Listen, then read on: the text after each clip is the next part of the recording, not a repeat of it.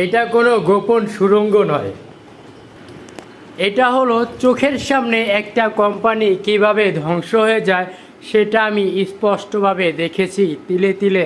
এই কোম্পানিটা 6 মাসের ভিতরে পুরোটাই ধ্বংস হয়ে গেল।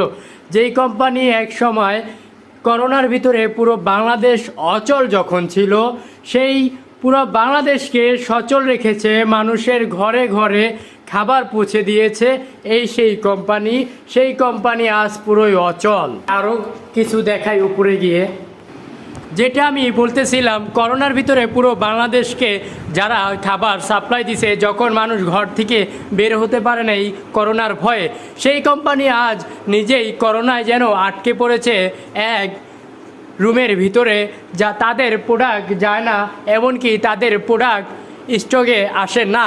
এই কেমন বর্বরতা এই কোম্পানির হয়ে গেল, কি কারণে হলো সেটাও আমরা বলতে পারতেছি না। তারা কোনো ইনভেস্টর পাচ্ছে না, তাদের কোম্পানিতে কেউ ইনভেস্ট করবে সেই কোনো রকম কোম্পানি পাচ্ছে না। চোখের সামনে একটি কোম্পানি কিভাবে ধ্বংস হয়ে যায়, সেল পরাশ যেখানে প্রোডাক্ট ছিল সেখানে আজ পুরো শূন্যতায় পড়ে আছে তাকগুলো। এই দেখুন কি অবস্থা। যেই কোম্পানি বলতেছিলাম করোনার ভিতরে যারা ঘর থেকে বের হতে পারে না এই মানুষগুলো ভয়ে করোনার, সেই মানুষদেরকে খাবার পৌঁছে দিয়েছিল এই একটি কোম্পানি সারা বাংলাদেশে, সেই কোম্পানি আজ কিভাবে ধ্বংস হয়ে গেল। আমি আরও সেলফ দেখাই আপনাদেরকে, এইগুলি সব ভরা ছিল কিন্তু আজ পুরোটাই শূন্যতায় পড়ে আছে। দেখেন, না হলে 7,000 প্লাস প্রোডাক্ট পাওয়া যেত এই কোম্পানিতে, কিন্তু আজ পুরো শূন্যতায় পড়ে আছে এই কোম্পানিগুলো।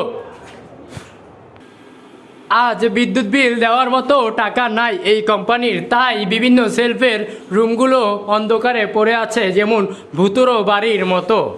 আমি আবার 3 তলায় আসলাম, এই দেখেন মনে হইতেছে এইখানে শ্মশান, পুরোই শ্মশান ঘাটের মতো।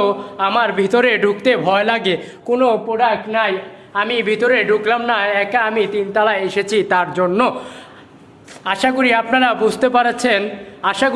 বুঝতে পেরেছেন কেন এই কোম্পানিটা আজকে ধস নেমে যাচ্ছে।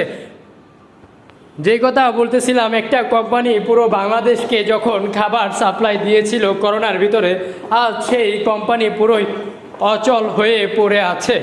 সেই কোম্পানিকে দেখার মতো কেউ নাই কি এই বাংলাদেশে?